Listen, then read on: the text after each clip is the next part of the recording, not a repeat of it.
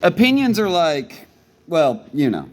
See, I think we need to talk about this. You cannot be a critical thinker without patience and tolerance for other people. See, there are far too many wannabes out here who resort to personal attacks because they don't even know how to defend their own opinions, or they can't even admit that they're wrong.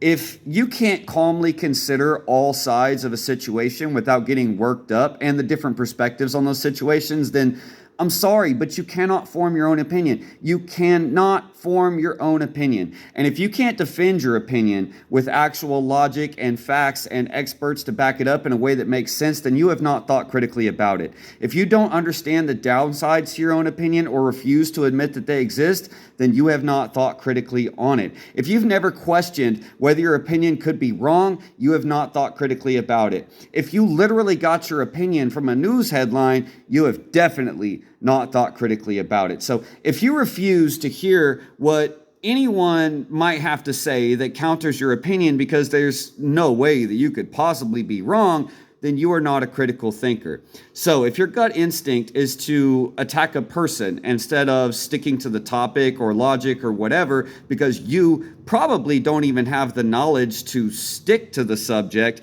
then by default, you are not a critical thinker. You're just a clout-chasing keyboard warrior. Yes, I said it. Now, the problem arises when you have one person who is not a critical thinker speaking to a person who is one, because the person who is not will never, ever be able to admit that they might be wrong, no matter what evidence you put in front of them, in which case they truly are ignorant because they do not have the patience or the tolerance to try to understand. Patience does not mean to wait. It means to accept calmly. And tolerance does not mean that I have to agree with everything I hear, but it's at least tolerating the ability to hear it and think about it and think critically on it so that I can form my own opinion based on what I know from both sides or all sides of a situation. But if you are not willing to look at all sides, then you can't form your own opinion. And if you can't form your own opinion, you are not a critical thinker, period.